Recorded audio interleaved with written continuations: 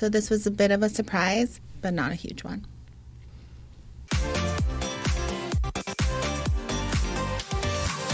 How's it going? It's good. Can't wait to tell you this one. It's Yes. very interesting. That's what I'm here for. I live for this. It's always those one-of-a-kinds, right? Yeah. So my first impression with this bride, she came in just like very determined, just ready to go. Like, I don't mind like determination. She was talking. Yeah. Like she came in talking. I love it. And she did have a guest with her, another younger female. I think it was part of her bridal party. Probably. Mm-hmm. Very fun at the beginning. Like very bubbly. She still liked her dress. She loved her dress. What do you mean still like her dress? Well, because some brides come in and they don't really know their dress yet because it's not fitted. Okay, I see what you're saying. Mm-hmm. And so she was very excited with her dress because she had a lot of ideas for this dress. The style of dress was more of a sheath dress. Yeah, so it just like naturally laid and it didn't like hug her body. Right. It just kind of like laid over her body. So And it was like V-neck, some spaghetti straps. yeah, still kind of, Classic. typical, nothing outrageous type of style or anything. Yeah. So we started off the first fitting with standard alterations, which is the take-in and hemming, shortened straps. Sure, the norm. Right. And so after that was completed, she went into detail of custom work that she was interested in. Ooh, on a sheath? Yeah. What kind of custom? She wanted to do change the neckline a little bit. That's common. Mm-hmm. I think she wanted to do some custom to the back as well and to add more to the dress. So we completed the fitting and she actually paid for everything all at once, the custom and the standard alterations. Yeah, and that's what the majority of brides do. Is like we do the entire fitting from head to toe because we show you everything. Right. We normally have like a 90-minute session, which is your first fitting. And so from there, she was good. She left. But I believe it was within the week, she contacted us back Okay. and let us know if she could just get a refund. So she basically, it was Just through, like that? It was through text, so it wasn't a lot of context to it. It just Okay. basically said, what is your guys' policy with refunds? I need to discontinue services. That's like a Yes. moment. What was Yeah. your first thought? What happened was my first thought. Well, because yeah. the first fitting was so well. We were all very happy and excited. And so then I contacted her by phone to just get some more detail and to let her know of So the she process. answered? Yes, she answered the Okay, second so time. Because that's- first it was a text. Yeah. But I felt like I didn't want to text back all that information. Right. So I just had a conversation with her and come to find out that she got laid off. Oh, man. Yeah. Okay, yeah. So if you're in the middle of your wedding and you get laid off, our heart goes out to you. That's like, it's like, okay, God forbid that, that happens to you while you're, planning your wedding, especially because once the bride gets her gown, that's like at the ending stage, right? It's like everything, all your other vendors are pretty much booked and deposited or whatever and taken care of. And then your gown comes because it's such a long process for your gown to arrive at the bridal store.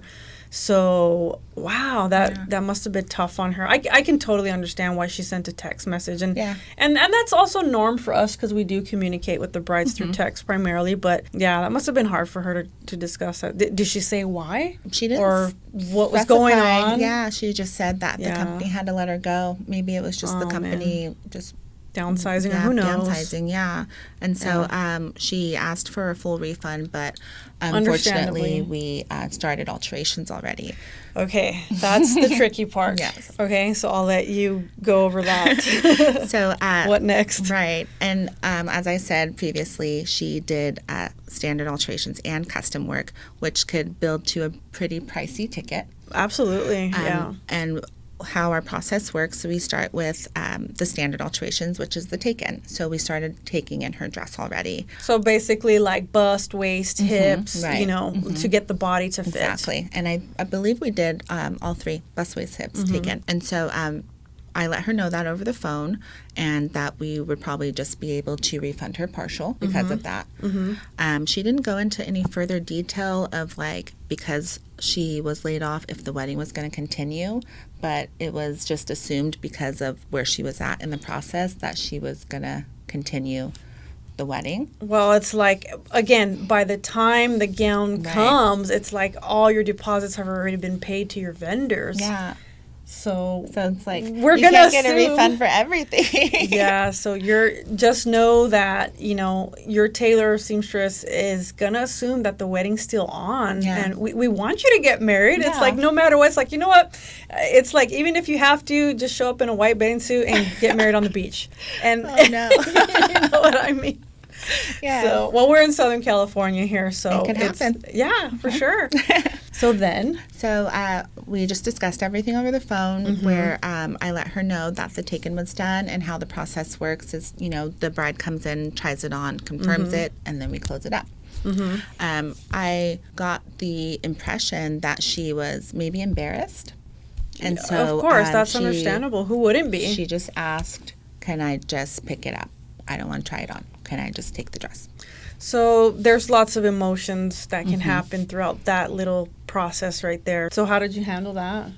We worked it out where it would seem like it was needed for her to take it in because she was going to wear it, but she was very adamant of not trying the dress back on. So we do have the bride sign for liability if they aren't going to put on the dress before they take it, and she was okay with that. It seemed like she had trust in us from the beginning. That's good. Yeah, and so when it was time for her to pick up her dress, she followed up with a text message saying, "Oh, well, I'm not going to be the one picking it up. I'm going to have my friend come and pick it up." So the reason why the bride would sign the liability form is because to make us not liable if she did find an error or mistake with her dress on the wedding day. That can be a real big hiccup. So, I mean, we at this time don't even know, like, what happened. Like, is she still getting married? Right. Is she still even getting married in that dress? Yeah. If she is getting married? And if she is, like, would she be going to, like, another tailor? Yeah. Regardless, it's like if the gown is being passed from person to person, it's so easy to say, oh, the last person that touched it, they ripped Exactly. that piece of lace. Or that zipper kerplunked and came apart or something like that. So the liability thing can really become a big thing. So just know that as professionals in the industry, we do have to have the brides sign off on those types of things. Because the alteration that we did was a take-in, which would obviously be great if she tried it on so that we could see. So when she had the friend pick it up, I did get a follow-up text, and she said she did try it on and it looked great.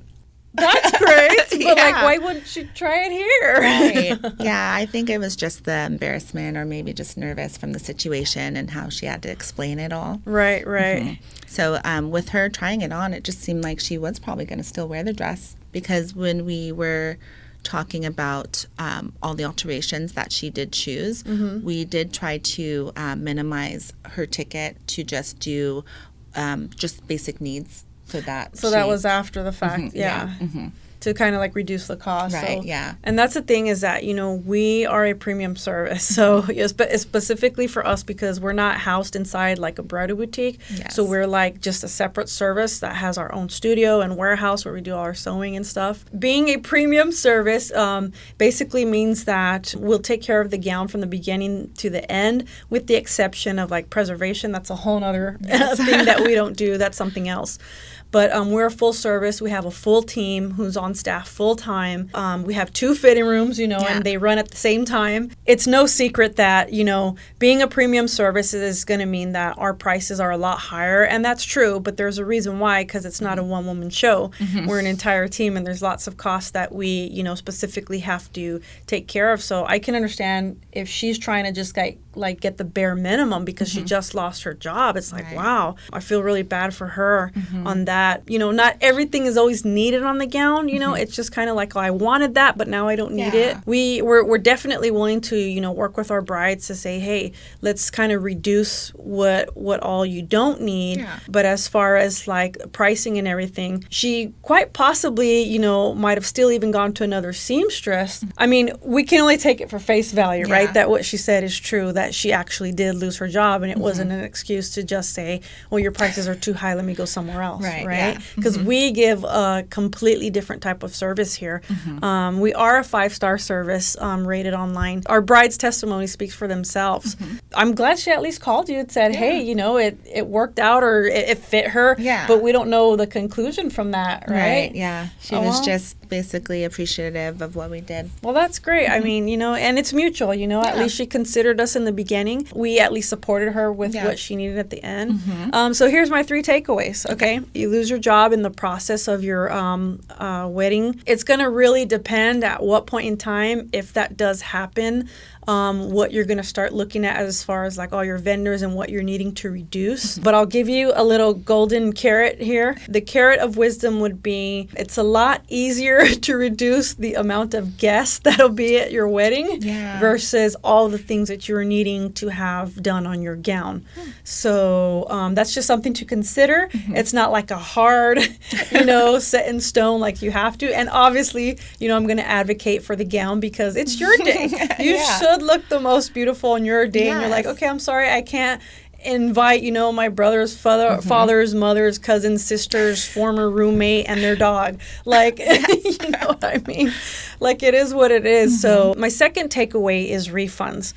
Refunds can get really, really tricky, especially if your tailor seamstress has already opened up your gown and already worked on it, because they still will charge you just to close up the seams on your gown, even if they haven't worked on it. Let's just say maybe they were in the prepping stage, and that's the first thing that we do is we open it all up, and then we start making the marks, and then the last thing is we do all the sewing at once. You may not get 100% refund, also because it was a process to book the appointment, you know, to talk and get estimates, and then to come in and actually do the fitting and all that stuff. So you will be providentially favored, might I add, if you do get 50% of your ticket back of what you paid. That might be even a long shot. I mean, it is what it is. Because I will say she contacted us pretty quickly. And so that was good on her part, that just when she immediately found out, she immediately contacted us. And I know for our process is like we get started working on it right away and we open up the whole thing. Everything will be dismantled on your dress. So hope for the best, but expect the worst in the sense that if you can even get 50% back. And then the third takeaway is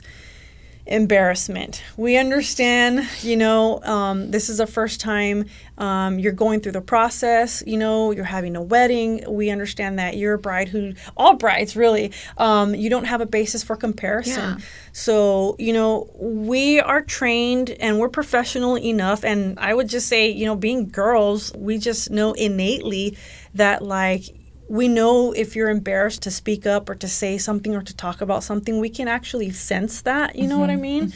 I can say, at least in this bride's case, she just sent a text message and she doesn't have to explain herself. You know, we respect that. In her case, just letting us know what happened and just saying, here's what I need to have happen with my dress and so forth. So it's just being upfront. But we are trained in knowing, and your seamstress should be too. She should be able to handle, like, if there's any embarrassment on your end, she should be able to just let you know that, hey, it's okay.